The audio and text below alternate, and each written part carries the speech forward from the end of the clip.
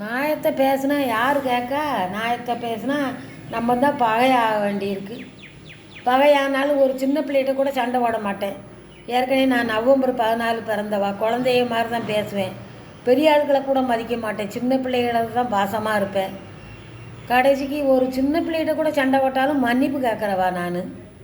படக்குன்னு கேட்டுருவேன், அசால்ட்டாக நினைக்காங்களேன்னு. இப்போ காலையில் எழுந்துச்சி மன்னிச்சு காப்பாம்பேன். அப்படிப்பட்டவளை நேர்மையாக பேச எங்கே விடுறாங்க? பேசுனா ஒரு ஆளுக்கு பகை தான் வருது. ஒரு ஆளுக்கு சப்போர்ட் பண்ணால் ஒரு ஆளுக்கு பகை வருது. தாளம் போட சொல்கிறாங்க, திங்கத்தக்கனை பேச சொல்கிறாங்க, 2 வாடகைக்கும் காப்பிக்கும் மொத்த வாய்க்கு வந்தபடி புழுகுறாங்க. போகாத பஸ்ஸை போயிடுச்சிம்பான், போன பஸ்ஸை போகலைம்பான். பொண்டாட்டி அக்கா தங்கச்சி அவன் பிள்ளைன்னா சொல்லுவானா? புழுவுனவன் செத்தா அப்படி புழுவை பயப்படுவாங்களா?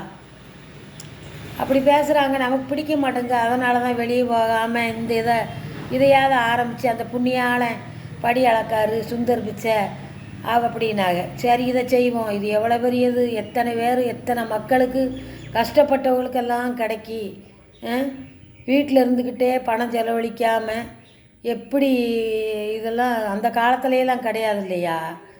இதெல்லாம் ஒரு அதிசயமாக என்னமோ அவங்க நடத்துகிறவங்கள பார்த்தா காலை தொட்டு கும்பிடணும்.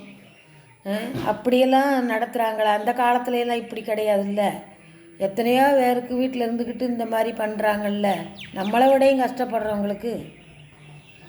அதான் சரி, இன்னும் பிழைக்கவும் விட மாட்டேங்காங்க ஐயா, சாகையும் விட மாட்டேங்காங்க.